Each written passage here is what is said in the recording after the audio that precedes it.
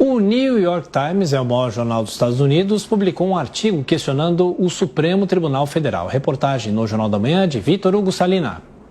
Um artigo do New York Times, publicado nesta segunda-feira, fez um retrato do desequilíbrio atual dos poderes no Brasil, apontando para a recente expansão de força do Supremo Tribunal Federal como uma potencial ameaça à democracia do país.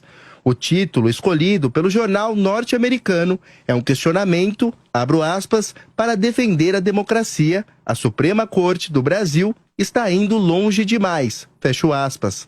A reportagem usa a recente operação contra 8 empresários para ilustrar a atuação do STF acima de teóricos princípios democráticos. No caso em questão, a Polícia Federal agiu a mando do ministro do Supremo Tribunal Federal, Alexandre de Moraes, com base em conversas privadas de empresários em uma rede de mensagens. Segundo o New York Times, essa teria sido uma demonstração do poder da Suprema Corte e de sua expansão pelo país. A reportagem citou a preocupação de juristas a respeito de ilegalidades na atuação do STF, dizendo que o ativismo judicial de Moraes e seus colegas contam com o apoio de líderes políticos de esquerda e grande parte da imprensa. O artigo se concentrou ainda no poder exercido por Alexandre de Moraes nos últimos anos, resumindo ao leitor casos como o da prisão do deputado federal Daniel Silveira, dizendo que na grande totalidade das ações, Moraes agiu unilateralmente. Para ilustrar o poder atual do Supremo Tribunal Federal do Brasil aos norte-americanos, o New York Times fez uma comparação mostrando que a Suprema Corte dos Estados Unidos avalia de 100 a 150 casos anualmente, enquanto o STF emitiu mais de 505 mil decisões nos últimos 5 anos. Bom, girando os nossos comentaristas, começando por você, Roberto Mota, o que representa um jornal americano falar sobre o Supremo?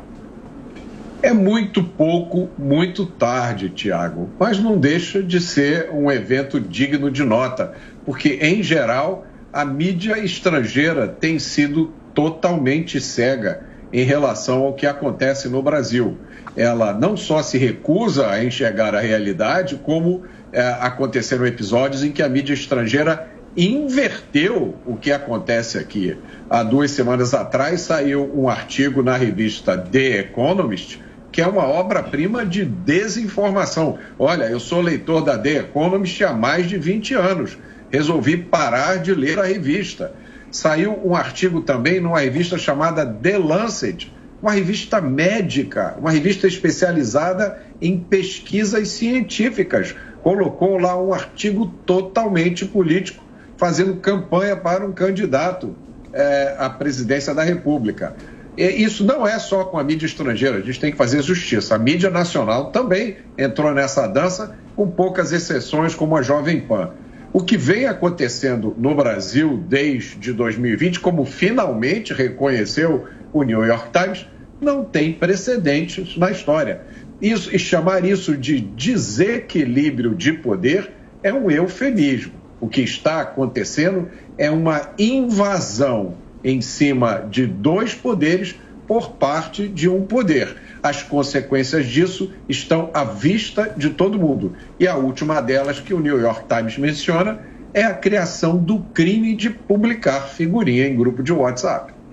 O Diogo, o The New York Times tem um posicionamento político ou foi imparcial nesse artigo, nessa matéria? O STF aqui no Brasil está indo longe demais, provocando desequilíbrio de poder a ponto de repercutir internacionalmente? Sim, Adriana, o New York Times é um jornal americano que tem um posicionamento político muito claro nos Estados Unidos. Ele tende mais para o lado democrata, né? Lembrando que os Estados Unidos têm um sistema praticamente bipartidário, na prática bipartidário, entre Partido Republicano, mais à direita, e Partido Democrata, mais à esquerda. O New York Times se situa claramente mais à esquerda, né? Mais para o lado democrata. E fez um artigo que, a meu ver, parece bastante correto, bastante ponderado, uma análise correta da situação aqui. O que existe numa democracia é a necessidade de ter os pesos e contrapesos entre os poderes da República, né? E o que acontece em relação ao STF é que o Congresso, que deveria fazer esse papel de, né, fazer o contrapeso, não exerce esse papel. Não exerce desde o momento das sabatinas dos indicados a ministros do STF. Essas sabatinas são praticamente pro forma, já que as pessoas que são indicadas não são, na prática, avaliadas pelos senadores, e também não acontece quando se analisa, quando se percebe esses abusos e o Senado não faz nada a respeito. Há pelo menos 5 possibilidades, 5 tipologias de crimes de responsabilidade que poderiam levar ao impeachment de um ministro do STF. E até hoje não se viu acontecer, não se viu levar a cabo nenhuma dessas avaliações.